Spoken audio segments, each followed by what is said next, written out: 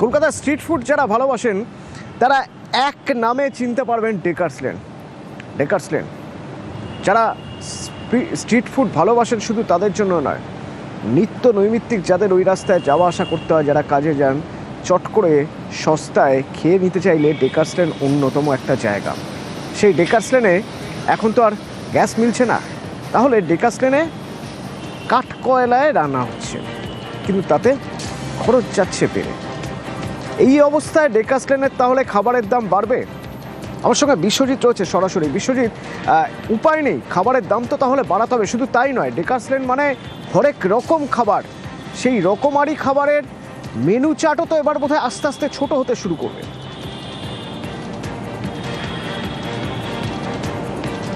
একদমই, ইতিমধ্যেই প্রভাব পড়তে শুরু করেছে মধ্যপ্রাচ্যের যুদ্ধের প্রভাব সরাসরি কলকাতার ডেকার্স লেন। ডেকার্স লেন মানেই স্ট্রিট ফুডের তীর্থক্ষেত্র বলা যায়। আর ডেকার্স লেনের খাবার খান নিয়ে এমন কলকাতাবাসী বা কলকাতায় আসেন এমন লোক খুঁজে পাওয়া মুশকিল, কিন্তু তাদের জন্য একটা দুঃসংবাদ রয়েছে। কারণ এই ডেকার্স লেনে প্রতিদিন যারা যান তারা একটু সস্তায় ভালো খাবার খোঁজেন, আর সেই সস্তায় ভালো খাবার পেতে গিয়ে এবার নাজেহাল হতে হবে, কারণ দাম বাড়ছে। যে স্ট্রিট ফুডের আইটেম অনুযায়ী 2-3 টাকা, এবং কোথাও প্লেট, যেমন কোথাও পরোটা বা তার সঙ্গে অন্য কোনো খাবার, এরকম যে প্লেট যেটা 40-42 টাকা ছিল সেটা পুরোপুরি এবার 50 টাকা দিয়ে নিতে হবে, এমনটাই যারা ব্যবসায়ী তারা জানাচ্ছেন। কারণ এই ক্ষুদ্র ব্যবসায়ী যারা স্ট্রিট ফুডের ভেন্ডার, তাদেরকে গ্যাস কিনতে হচ্ছে অধিক মূল্যে। অর্থাৎ গ্যাস যেখানে 1800 থেকে 2000 টাকার মধ্যে গ্যাসের কয়েকদিন আগেও তারা কিনেছেন, সেই গ্যাস এখন কার্যত অমিল বন্ধ করে দেওয়া হয়েছে। কাজেই বাইরে থেকে যারা কিনছেন 4000 টাকা 5000 টাকা গ্যাসের সিলিন্ডার, ব্ল্যাকে কিনছেন, তারাও বিকল্প ব্ল্যাকে কিনতে বাধ্য হচ্ছেন। একদমই, তারা ব্ল্যাকে কিনতে, কারণ এমনি বাণিজ্যিক গ্যাস সরবরাহ বন্ধ, তারা বাধ্য হয়ে ব্ল্যাকে কিনছেন, বা সেই সাধ্য যাদের নেই তারা কয়লার উনুনে করছেন। আর কয়লার উনুনে করার দুটো অসুবিধা রয়েছে। একটা, যেমন দীর্ঘক্ষণ সময় লাগে, আর তার ফলে গ্যাসে যতটা চটপট রান্না হয়ে যেত সেই আইটেমে কিছুটা ঘাটতি হচ্ছে, যেমন যেগুলো গ্রেভি আইটেম সেগুলো বাদ দিতে হচ্ছে। কাজেই যেখানে 25-30 রকম আইটেম হতো প্রতিদিন, সেখানে 8-10 রকম আইটেম হচ্ছে, এবং পাশাপাশি এই দাম বাড়াতে তারা বাধ্য হচ্ছেন, কারণ অধিক সময় লাগছে, আর কাজেই এই মূল্য বাড়ছে, অর্থাৎ তাদের প্রোডাকশন। আমি যদি একটু ডেকার্স লেন ছাড়িয়ে একটু বাস টার্মিনাসের দিকটা দেখতে চাই, আমার সঙ্গে একটু থাকো। তার আগে ডেকার্স লেনের যে ব্যবসায়ী তারা কি বলছেন একবার শুনবো। আর এইভাবে যদি গ্যাসের দাম বাড়তে থাকে তাহলে আমরা সাধারণ মানুষকে পরিষেবাটা দেবো কি করে? মানে যেভাবে আমরা খাবারগুলো বানাতাম, মানে ধরুন 22-23 রকমের যে খাবারগুলো বানাতাম, সেখানে কমিয়ে দিয়ে আমাদের 8খানা-10খানা করতে হচ্ছে। কিন্তু যা গ্যাসের দাম, সেখান থেকে তো আমরা এতটা গ্যাস মানে রান্না করে আমাদের পক্ষে সম্ভব হয় না। অনেক দাম, কেউ নিয়ে নিচ্ছে 4000 টাকা নিচ্ছে, কেউ 3800 টাকা নিচ্ছে, যে যেরকম ভাবে করছে। অবশ্যই বেড়েছে। আমি 2খানা বাড়িয়েছি কয়লার উনুন, কিছু করার নেই আমার। তবে যেনারা আসেন এখানে খেতে, আমি কালকেও গতদিনও বলেছি, সোমবার থেকে আমাকে আপনারা একটু সাহায্য করবেন। আমি হয়তো 6-7 টাকা, বা মানে যেটা 6-7 টাকা হয়তো বাড়াতে পারি। বিশ্বজিৎ, তোমার সঙ্গে যে কথা হচ্ছিল, শুধুমাত্র ডেকার্স লেন তো নয়, তার সঙ্গে এই পুরো ধর্মতলা চত্বর, মানে এপাশে বিধান মার্কেট, এপাশে এই পুরো বাস টার্মিনাস, দূরপাল্লার বাস ছাড়ে এখান থেকে প্রচুর স্ট্রিট ফুড এখানে, মানে প্রচুর মানুষ। কেউ হয়তো ফল বিক্রি করছেন, কেউ হয়তো তার পাশাপাশি ঘুগনি, পাউরুটি ঘুগনি, হ্যাঁ, কেউ ওপাশে চাউমিন, প্রচুর স্টল। তাদের কি অবস্থা, তারা কিভাবে চালাচ্ছে?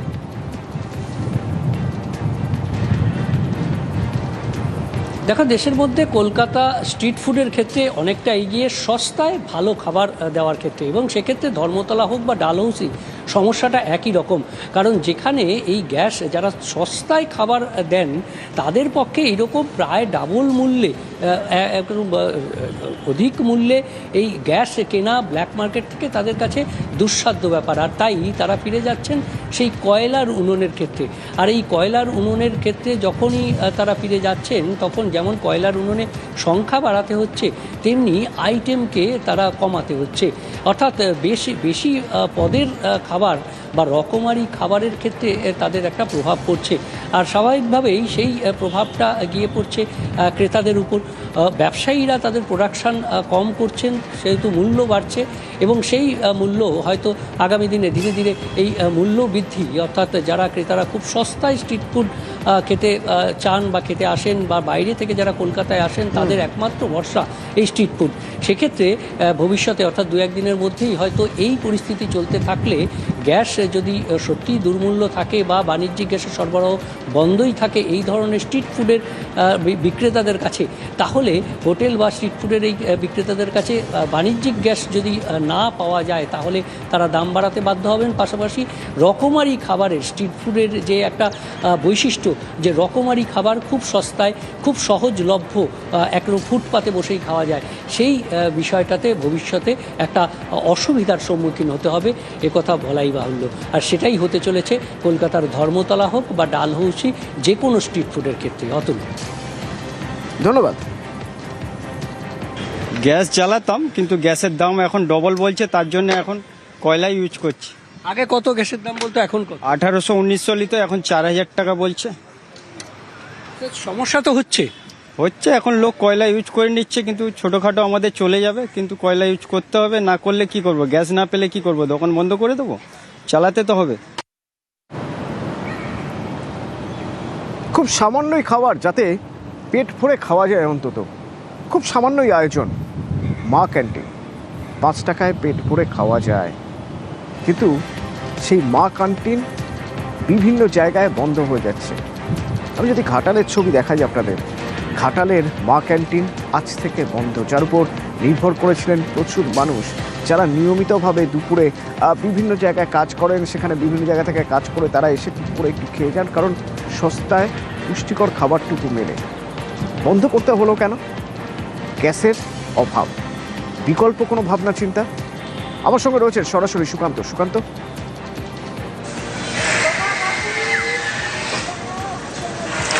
দেখো অতনুদা, জ্বালানির সমস্যা অর্থাৎ জ্বালানি সংকট, গ্যাসে রান্না হয় এই মা ক্যান্টিনের খাবার। শুধু ঘাটাল মহকুমা হাসপাতালে নয়, ঘাটাল পৌর এলাকাতেও কিন্তু এই একইভাবে এলাকার দুস্থ মানুষদেরকে দুপুরের পুষ্টিকর খাবার খাওয়ানোর জন্য রাজ্য সরকার 5 টাকার এই মা ক্যান্টিন শুরু করেছেন, এবং সেখানে প্রচুর মানুষকে 5 টাকায় ডিম ভাত খাওয়ানো হয়, এবং সেই খাবার পেয়ে কিন্তু ক্ষুধা নিবারণ করেন এলাকার দুস্থ মানুষেরা। আর সেই জায়গায় কিন্তু সমস্যায় পড়েছেন যারা এই মা ক্যান্টিনের রান্না করছেন তারা, কারণ তারা জানাচ্ছেন যে আর গ্যাস পাওয়া যাচ্ছে না, আর গ্যাস না পেলে কিভাবে তাদেরকে এই 5 টাকার খাবার দেবেন, এই নিয়ে কিন্তু সমস্যায় পড়েছেন মা ক্যান্টিনে কর্মরত মানুষেরা। এই নিয়ে কিন্তু পৌরসভার চেয়ারম্যানও যেটা জানাচ্ছেন যে গ্যাসের যদি পর্যাপ্ত যোগান না থাকে তাহলে কিন্তু তারা আর খাবার সরবরাহ করতে পারবেন না। অতনুদা, ঠিকই, ধন্যবাদ। যে কালকে রান্না হবে, এরপর থেকে আর খাবার দাবার দেওয়া যাবে না। গ্যাস নেই তো কি করে রান্না করবো? মানে জালুন টালুন কিছু রান্না করা যাবে না তো? কত গরিব দুঃখী সেখানে, কত রুগীরা খেতে আসে, সবই বন্ধ, খাবার বন্ধ হয়ে যাবে। হ্যাঁ, সবই বন্ধ হয়ে যাবে। আমার ভাই একটা হাসপাতালে ভর্তি আছে, 6 দিন যাবত মা ক্যান্টিনে 5 টাকার সুবিধাতে ভাত পাচ্ছি, খুবই ভালো লাগছে। গ্যাস সংকটের জন্য কাল থেকে রান্না বন্ধ হয়ে যেতে পারে। বলছি যে রান্নার গ্যাসটা যাতে সুব্যবস্থা করা যায়, হোটেলে খেতে হবে, বাড়ি থেকে নিয়ে আসতে হবে, এটাই হবে। আমরা অসহায়, আমরা নিরুপায়, আমরা চেষ্টা করছি, আমরা চেষ্টা করব আগামী কাল যেভাবেই হোক, কষ্ট করেই হোক আপনাদের জন্য আমরা রান্না করব। আমাদের শেষ গ্যাস সিলিন্ডার পর্যন্ত আমরা মানুষের সেবায় মা ক্যান্টিনকে খুলে রাখার। কিন্তু যদি সত্যিই আমাদেরকে ইন্ডেন ঘাটাল গ্যাস না দেয় তাহলে কিন্তু আমরা অসহায় হয়ে যাব, নিরুপায় হয়ে যাব। এক একটা মা ক্যান্টিনে 700 থেকে 1000 মানুষ খান প্রতিদিন। আরামবাগে 2টো মা ক্যান্টিন বন্ধ হয়ে গেছে। কোনো বিকল্প ব্যবস্থা, জ্বালানি কাঠ, কোনো কিছু কি করা সম্ভব নয়? প্রশাসন তো বুঝতে পারছে, জানছে, তারপরেও তারা কোনো পদক্ষেপ করার কথা ভাবছে কি? শুভদীপ আছে আমার সঙ্গে সরাসরি। শুভদীপ,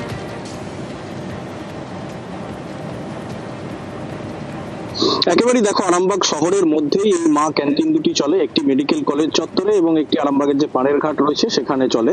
এবং দুবেলা কিন্তু সেই দুটি ক্যান্টিনে প্রায় 750 লোকের খাবার দাবারের আয়োজন থাকে, যারা গরিব মানুষ এবং যারা ভবঘুরে।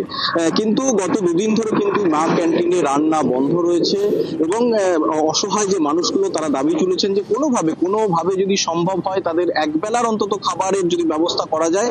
তবে ইতিমধ্যে অতনুদা তোমাকে বলে রাখি, আরামবাগ পুরসভার তরফ থেকে কিন্তু আশ্বস্ত করা হয়েছে যে যতদিন না গ্যাসের এই সংকট কোনোভাবে মিটছে ততদিন যদি কাঠের জ্বালানি দিয়ে এই মানুষগুলোর মুখে দুমুঠো অন্ন তুলে দেওয়া যায় সেই চেষ্টাই কিন্তু আরামবাগ পুরসভার তরফে করা হবে।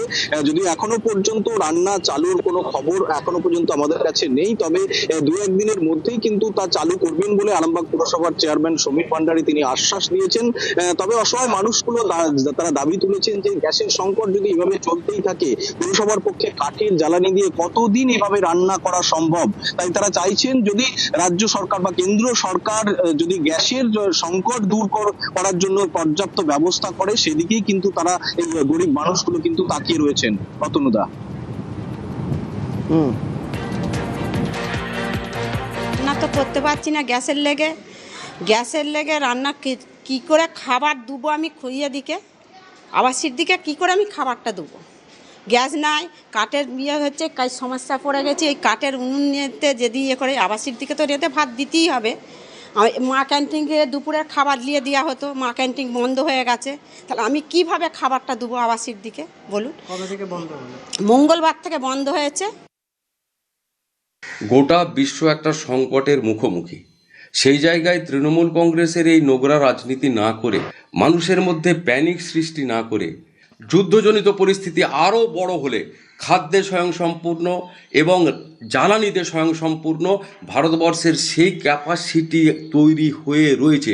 অতএব এরা মিথ্যা যে নাটক করছে, যে এই যে আন্দোলন করছে, এদের একবার বলুন না হরমুজ প্রণালীতে গিয়ে আন্দোলন করতে, তাহলেই তো সমস্যাটা মিটে যায়। গ্যাস পাওয়া যাচ্ছে না বলে তলা তুলছি।